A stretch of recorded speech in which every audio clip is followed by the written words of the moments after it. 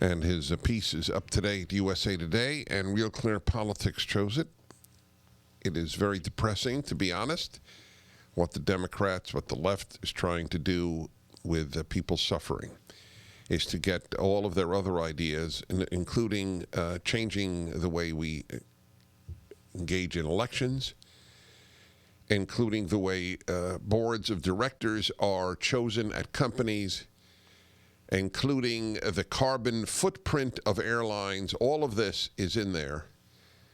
And then the assumption, as Jim Robbins said, is the president would veto it, and they could say, see, he's not helping out Americans. So there, you were saying about their argument that he's bailing out billionaires. You want to continue on that? Sure. I mean, they're saying this is why they're resisting, quote unquote.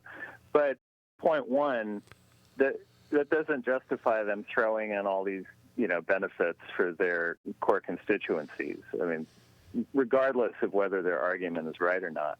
But the second thing is, in all of these huge crisis bills that we've seen over the years, the Obama stimulus or the bank bailout or whatever, you have to accept the fact that when the government is giving away trillions of dollars, some people are going to gain from that in a way they shouldn't. I mean, that is just the price we pay for having a government that does these things.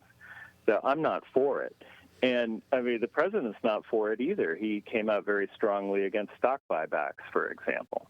And I'm sure he would be against wealthy people giving themselves big bonuses based on this money. I mean, there should be some restriction on that. And so if the Democrats were suggesting, hey, let's restrict these things, great. I think everybody could go along with that. But instead, their response has been, well, if you're going to, quote unquote, give money to billionaires, then we're just going to give a bunch of stuff to our people. So right now, what is the state of things? Does the Senate?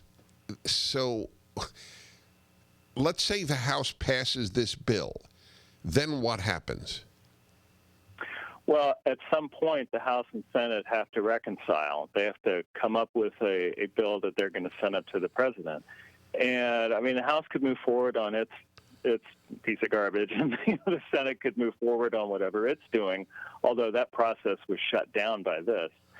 And if they come up with something in the reconciliation process that looks halfway decent, maybe the president can sign it. But if it contains all of this extraneous junk, then I would doubt it. Now, hopefully they could, split it. Maybe you split off some of these not so important parts and then leave in, the important parts in a separate bill.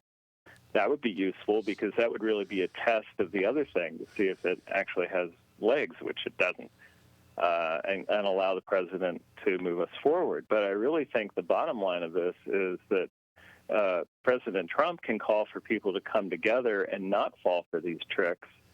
And I think he emerges from this looking better because he's the only one trying to get this thing under control. Right, but he has an entire American media virtually depicting the Democrats as the angels and him as the devil.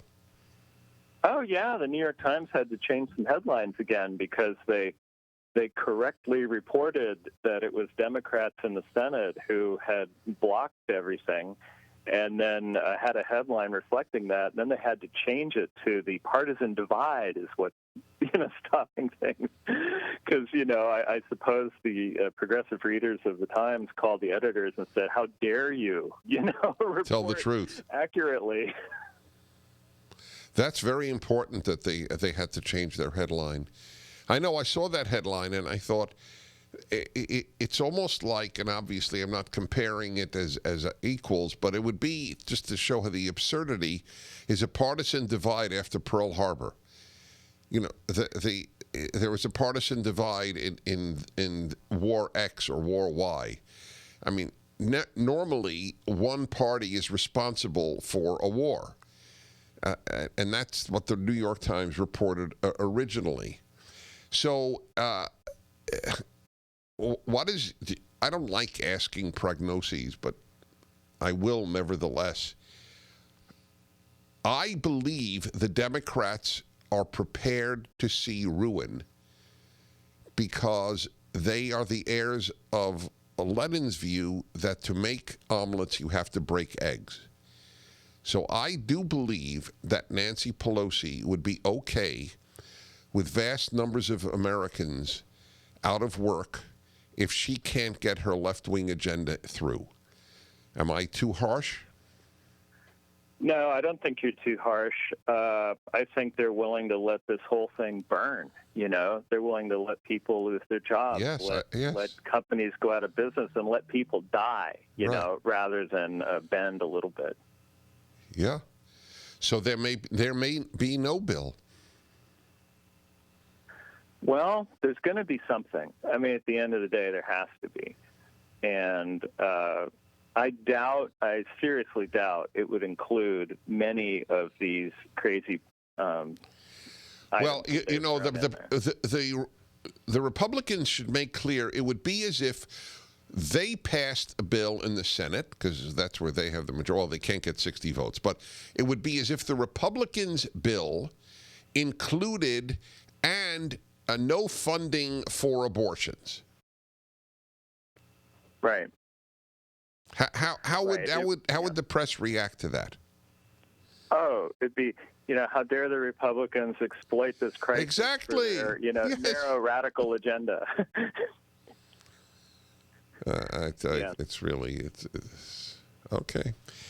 All right, my friend, you do really important work, and it's a pleasure to know you. Thanks, Dennis. Likewise. Thank you.